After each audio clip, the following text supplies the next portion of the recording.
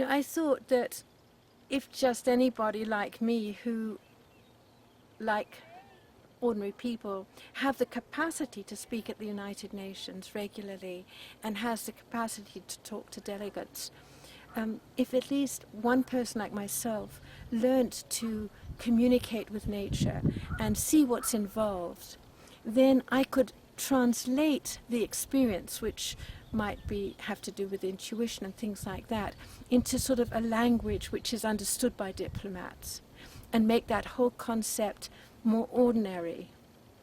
And once the concept can be embraced at that level, then it can also be put into the goals which have to do with education and with health and things like that. It can be incorporated in a language that people understand and then can therefore be implemented. So it would come from above, from the governments, from the United Nations, that, learning to communicate with nature is important and it's possible. And it can be done, for instance, via the schools or via lifelong learning or whatever. And that way we would then actually have that dimension included into the work of the United Nations. And that would save everything, because this is the basis of everything. It does tie in a bit with my own lifelong vision. Many years ago, I had the vision that if all people, and I had this vision in the middle of the Cold War, so people were living under the threat of the nuclear threat and not knowing whether they were going to survive. But I had a sense that if those groups of people who really wanted the best for humanity and nature would communicate with the United Nations on ways to go there, then we would create very gradually more and more people communicating with the United Nations about how we can survive as a humanity. Then we would get the following image. The United Nations would be the coordinating body, just like I had, and then the people and the countries and things would be communicating together in a sort of a consultative democracy with this coordinating body. And what would you get? You'd get a very natural form, like any animal or human being which has a head which sort of coordinates what's going on, and the cells and the organs of the body, and constant communication, and the head, and so you're becoming a natural form. And that natural form is very, very powerful. It's a hugely powerful image to me. Many, many years after that, I met Elizabeth Sahtouris, and she and Brian Swim had written this book, From Stardust to Us. And that brought a completely new dimension of nature into the whole equation, because they had this beautiful exhibit. It was in South Africa, in Cape Town, that I saw it at the Parliament for the World's Religions. And it showed how we'd started with a big bang and of all sorts of energy, and the energy was sort of moving around, and the whole emphasis was on the energy. And then gradually the energy sort of twirled around, and then the first little atoms and molecules began to form, and you began to then, in all this energy, begin to see more and more mass, until we gradually got the stars and whatever else, and the planets and things, and our planet. And then on our planet, a new form took place, which was a little one-cell organism. And we got more and more of these one-cell organisms, and there were some mass extinctions and things, but eventually what happened, these got together in the forms of plants and animals, and so there became more and more diversity. And each time there was a transition, and then humanity came about, and that was similar to all the plants and the animals, not really much difference, but there was a certain amount of ability to reflect on oneself. And so now we're in the process of all these human beings that were also twirling around in conflict and everything like that, now beginning to come together. And in these last 2 years, what we've seen with the countries working together so closely on these 17 Sustainable Development Goals, in which all the aspects of reality, you know, ending poverty, food security, health for everybody, education for all, peaceful settlements and societies, living in harmony with the oceans, all these goals, the forests and sanitation for all, peaceful societies, these are all these goals, and each one of these goals is an essential part, and that will strengthen all the other goals. So we've got this whole network of goals now in which the whole of reality is seen as one whole.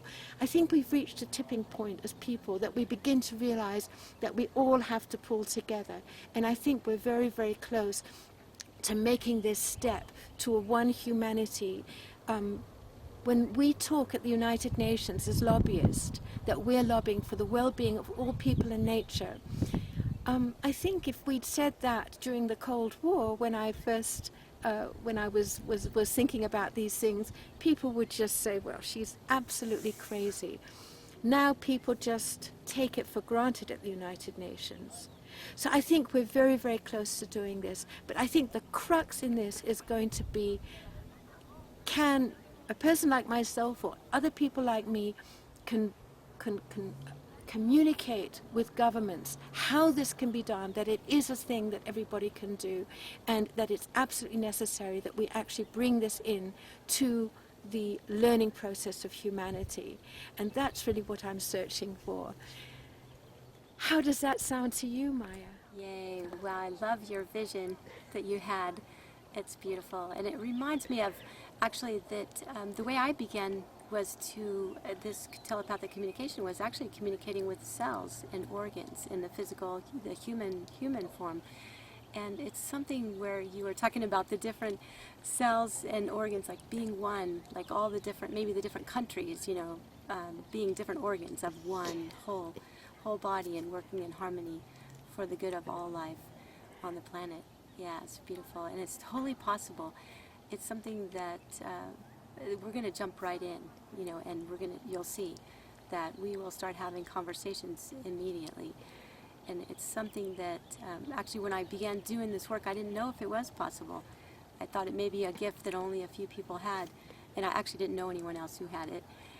But as soon as in the very first class, in the very first conversation, which happened actually remotely over the phone, so everyone on the call was speaking with an animal they had never met before, but yet I would ask them to share what they were experiencing, and what they experienced was the personality of that animal, which was very unique.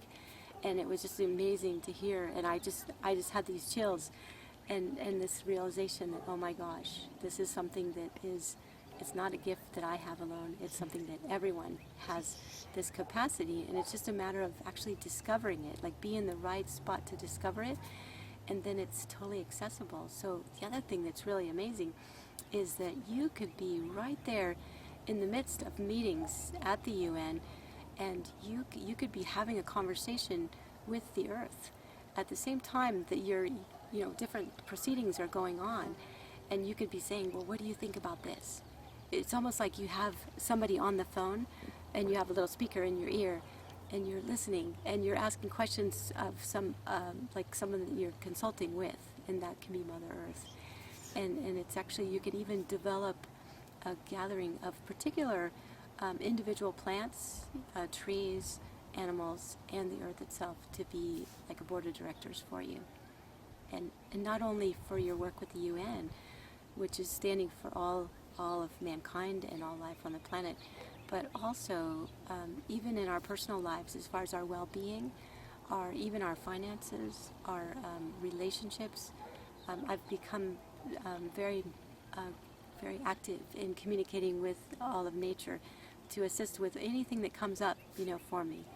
And it's just amazing to have that kind of support and that love and incredible wisdom, because like nature knows how things work. Nature knows how things can work in harmony. And that's something that we can learn by listening and asking for help. And it's something that feels so great when we do. It feels like coming home. because it's like something we knew already, but we sort of forgot.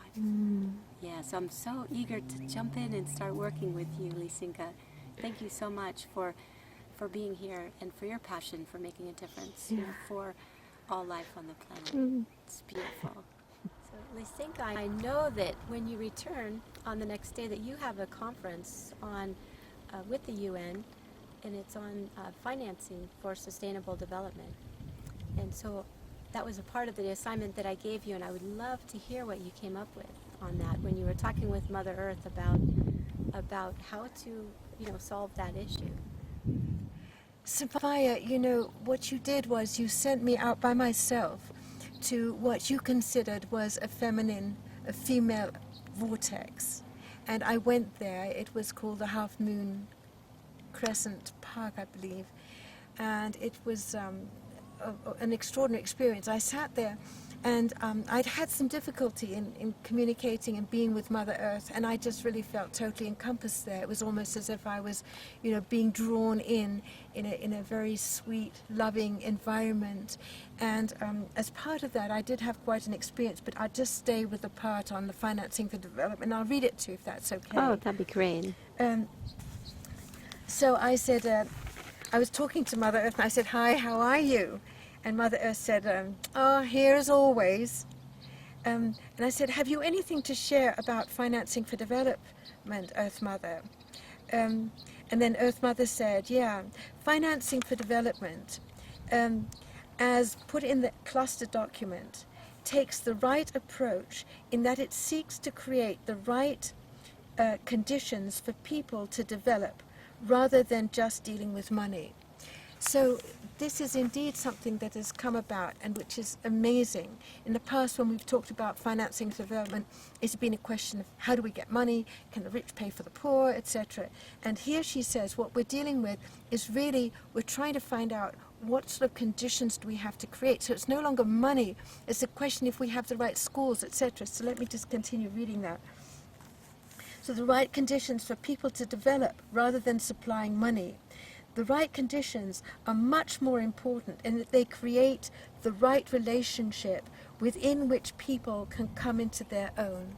So if people, and this is what the document, the cluster document talks about, which is the document we're going to use as a basis for negotiations. That's going to slowly be developed into the final agreement in July. So it talks about we need to have schools for children, we need to have health, we need to have equal rights for, and how are we going to do that? So it talks about how do we create the conditions, and of course money is just a means to creating a certain condition. So it's saying it's really getting down to the nitty-gritty, it's getting down to actually conditions rather than money. And so it says when people have the right relationship and the right to have that relationship within which they can flourish and come into to their own, then you get a totally different type of relationship between people. So once they have the right and they feel that the things are coming to them that allows them to fulfill themselves, then they can stand tall, and their rights are both granted to them because they stand tall and they know it's their rights, and so therefore the rights are, you know, almost accorded to them by nature. And then when they're granted, they also, their being can really flourish because it's right relationship. And when one person is in right relationship, then that creates right relationship for other people too. And so it sort of spreads. And so I thought that was extremely wise and most exciting. So right relationship, when it's granted and people stand taller because they feel it's their right, it comes to them, and when one person is in right relationship, it spreads to others in the surroundings. And that was beautiful. I'm so glad that Mother Earth was willing to share that with me. Wow. It's really powerful. Yes, yes. Yeah, it's interesting. You said by nature too. You know, it's like by the person having the right relationship, then it's like they feel good within themselves. And then also it's inspiring to others. and it does spread, you know, in that way. So Yes. it's, I love that focus. So we're not focusing on where do we get the money for it. We're actually focusing on creating like systems or structure, some kind of a structure or something Yes. that really supports people in being the true person that they are, you know, their own Yes. unique gifts, you know, their own unique person, and how that can feel so good and just spread like wildfire. Wow, I love it, you know, and even thinking of individual countries and their unique Yes. gifts Actually, as well. that was one of the things that you asked me to do, and I hope I wanted to read it to you. You asked me to go into the Sustainable Development Goals, and I hope I can read it properly. I went to the one which talked about reduce inequality between and within countries. And I said to Mother Earth, can you comment on that? And she says, if we return to where human beings were living more in harmony with the world around them, there was a natural habitat. Each section of humanity would end up in a particular habitat. And within that habitat, each person would have his or her own role in that habitat. And you would get a feeling of satisfaction and each person contributing what they specifically are. But the country itself would, or the tribe itself, would have its own natural habitat, and within that habitat, it would develop its own specific gifts by making the most of that habitat. And so that was put forward as being the original place where people were, and where actually we need to get to, because if each country has its own geography, its own part, and can develop its own, it will develop its own culture, its own religion, and everything within that particular environment. And the people of that tribe or culture would then also be the part, play their part in that country. And so you would get that sense of being, you know, fulfilled in yourself, and everybody. There would be inequality basically only because there is differences, but people would be equal in that they would all be fulfilled in their own particular gifts. And countries also would be fulfilled in their particular gifts of making the most of the habitat where they live. Let me just see if I can find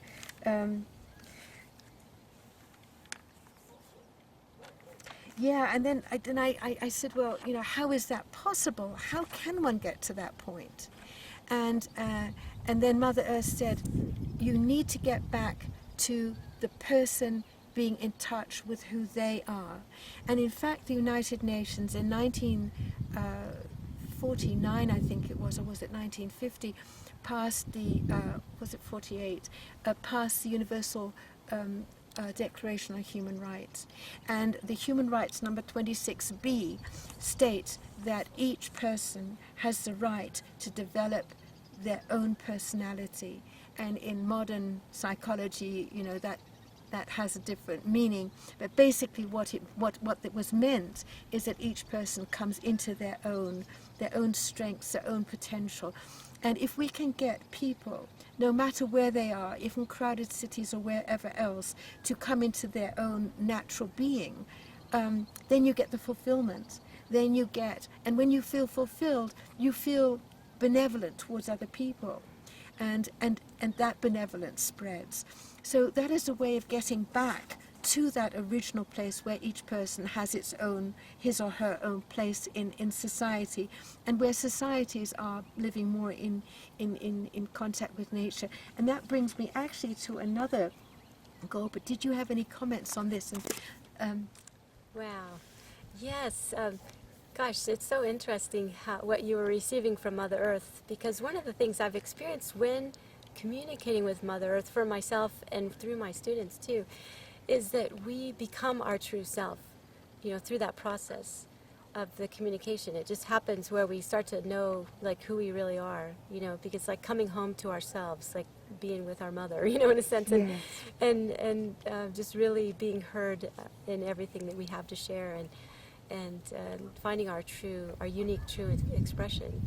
And so it's like a whole new sense of freedom and ease, you know, about being, you know, just simply being. and also having that wisdom and love and support that's right there for us. It gives us a sense of like, oh, everything's going to be fine, you know, and when we're having troubles or anything like that. So there's a new peace of mind as well. So it's interesting that could be a part of the picture of accessing that communication, like remembering that communication and finding the true self, and then we have that fulfillment that you're speaking of, and then the benevolence as well, you know, giving to others. It's like when we're full, then we just want to share it with others. Yeah, so I love what you're coming up. This is so great, your communication. You're doing fantastic. It's really profound. Yeah.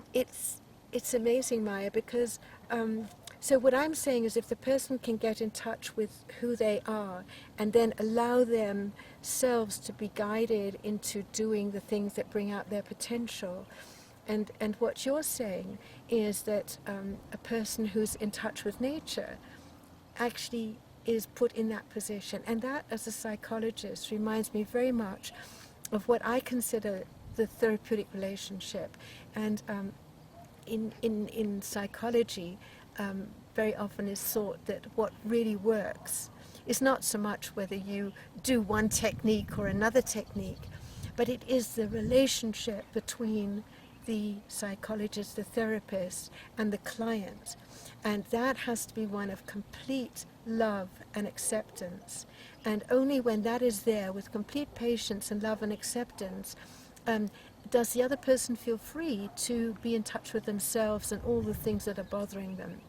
And so what you said really makes a lot of sense, because you're talking a little bit about Mother Earth as being that which can bring us to ourselves and surround us by that love, which in therapy is produced by the psychologist or the therapist. Lisinka, would you like to go into the second goal? I'd love to, because I think this brings us to the place where we really wanted to go. We're asking how can Mother Nature help us to implement the Sustainable Development Goals, and I think it's absolutely brilliant that you've been giving me this homework. So I have I did my homework, and it says end hunger, achieve food security and improve nutrition for all, and promote sustainable agriculture. And I said, Mother Earth, can you give me some pointers here? And Mother Earth basically said, if you want to improve food security and have good nutrition, that takes place if people are an integral part of the food chain. That means that they are receiving from the food chain, but they're also giving back. And in this part, Mother Earth says you need to give back your waste, but it has to be health-giving waste. And once that is happening and you're completely part of this whole food chain, then you have balanced nutrition, and it's healthy nutrition as well. So that is the first thing that Mother Earth said. And then I said, well, what about if you contribute chemicals to allow nature to flourish more? And she said, well, in an ecosystem, nature is in complete balance. So there's a give and take between all the parts of an ecosystem. And if you make part of that ecosystem more powerful, so it takes more, then more has to die in order to give back. And so you're destroying the balance. And then she was quite abrasive, and she said, actually what she pointed out was, she said, she said, who are you to decide what should grow and what should not grow? Because in fact, all you can really decide about is what you yourself need, and you can put that out. But then in terms of what you take from the environment, you have to take in consultation with the rest of nature and the ecosystem in which you're part. And you're a sort of a commons with nature. A human being is a commons with the nature around them. And you have to have in mutual agreement what each person can take out of the environment.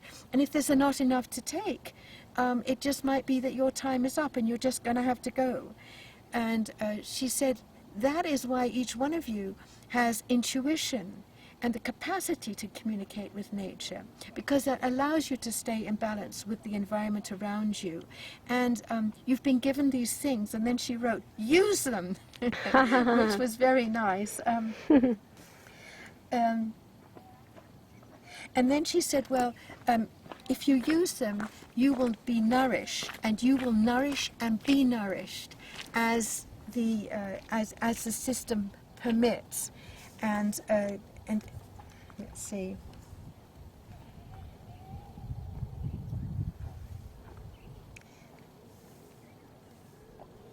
Yeah, and then she said, and if you can't be in that relationship, and the system can't support you, then your time has come to pass on. So I thought that was really quite something. And then I'd like to just talk about the mass agriculture. Yeah, and so I said, well, what about mass agriculture? And so she said, well, let's look just at part of that, for instance, the battery hens.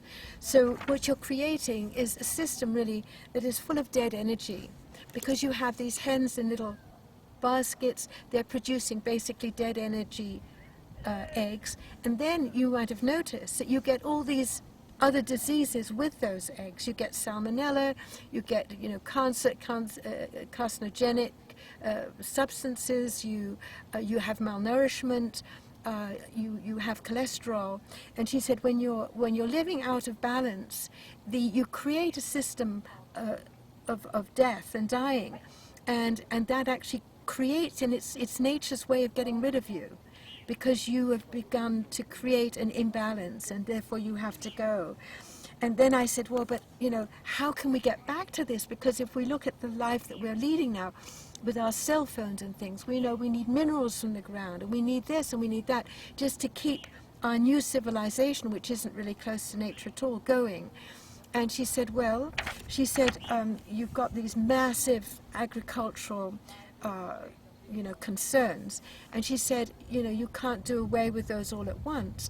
But what you can do is, she said, once the Sustainable Development Goals have been accepted and seen as important, these mass concerns can begin to create natural habitat. So you'll have hens which are really free-range hens, not those that live with millions of others, but that really are living happy lives, producing healthy eggs. And these mass concerns can have that as an adjunct to what they're doing. And more people, if we're successful with the Sustainable Development Goals, are going to use that aspect of agriculture. And so the huge mass concerns can gradually die out as the balance is restored by people going for the healthy things. So I thought that was just an amazing communication coming from nature, and those are not things that I ever thought of myself. Yes. So yeah, that was really. There was one last goal which I came up with.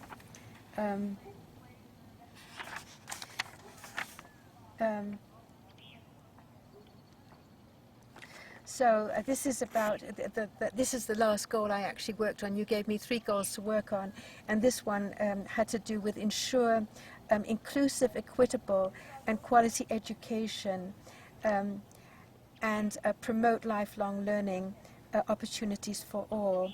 And I asked Mother Earth to help me with that, and she said, all beings are in constant flux. So she's talking about the lifelong education. She said all beings, that is a natural way to have lifelong learning, because everything is flux and everything has to be learning all the time. And it is necessary no matter whether you are a person, a plant, or an animal. So lifelong learning is a prerequisite for sustainable development. And one should allow each person to be educated according to their inner needs in such a way that they can honor their own inner development, but at the same time, and that's something I've never ever thought of, but they can also honor their place in the environment. So it's not just that I come from my inner being in sustainable development, but that my own inner being is developing sustainably but I'm so aware of my environment that my gifts are become a part and a contribution to what that environment needs. So that was the third goal I worked on, and that again was something I've never ever thought of. It's never come to mind or anything. It just really came from nature. So I was absolutely thrilled to get this type of learning. Thank you, Maya, so much. This has been such an amazing contribution, way beyond anything I ever thought was possible. I think what I've gathered from our learning together has been that no matter where I am, I'm surrounded by nature, and each phenomenon in nature, each tree, each plant, each rock, has its own personality, its own job to do, its own experience, but also its own wisdom, whereby it can contribute its wisdom to me. And many of the plants that you've had me talk to have very often, I've looked at them and I've got a sort of sense of who they are or what they are. And then I've asked them about it, and they had then given me a life lesson which seemed to come from, you know, the very essence that they were communicating that they were to me. But then often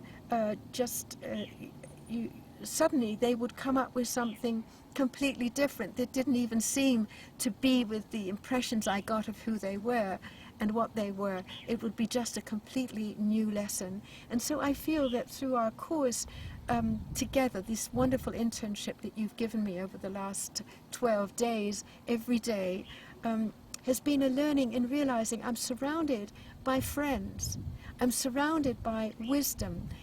I can never be alone, because all this is around me. All this is capable of giving to me.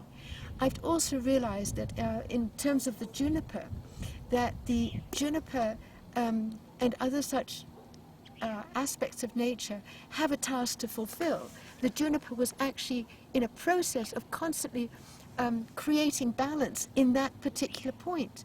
And other parts of nature, like the snake, were coming to the juniper to restore the balance when there was troubled energy there. She was maintaining the balance and the energy there, but then other parts of nature came up and helped her. So nature is engaged in a huge amount of struggles, where other parts of nature help it to come into balance again. It's also surrounded by an amazing amount of wisdom and humor. You know, I remember passing some plants and I'm saying, "Hi, how are you?" And they say, "We're fine." And I'm about to stop and they say, you know, "It's fine, you don't have to stop, we just wanted to greet you."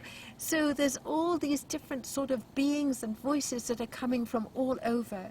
It's been an amazing internship, and I just want to thank you for this whole new universe that you've given me. Thank you. You are welcome, Lisinka.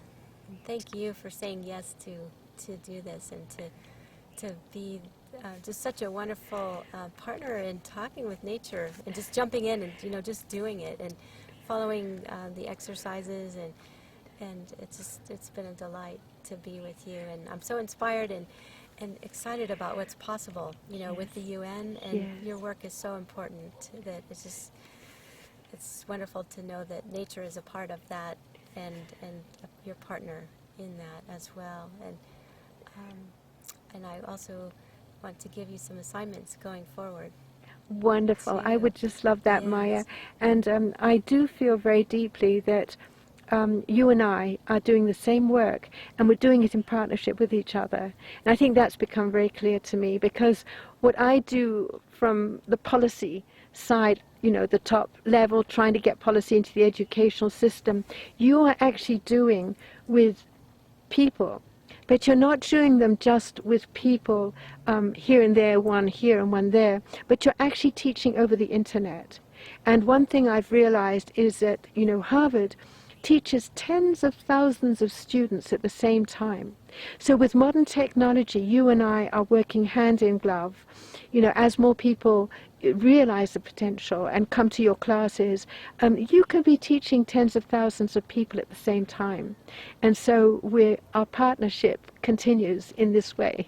Yes, it's so great, what the possibilities that we have, you know, with the technology, and And also, each person, like yourself, who awakens to your ability, it ripples out to other humans as well that Yes. don't even take the course, but they basically, it's a new possibility that, because we're so connected, as you said before, we're so much, we are one. And so whatever awakens within us, it's a reminder for all those other beings on the planet of what's possible. And it's just so, I really appreciate what you've stepped in, and you're another voice of nature, and a beautiful voice. Thank you. Yes. And so one of your assignments going forward is, I would love for you to actually talk to the earth again and speak with nature with regard to the additional goals, the other Yes. goals that you have Yes.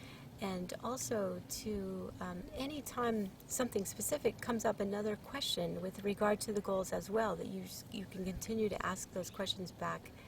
And the other thing is to find other people that you can share this with. Yes. It could be family members or friends or colleagues as well. That it might be one that hears you speaking about this and they're like, oh, I want to do this so much.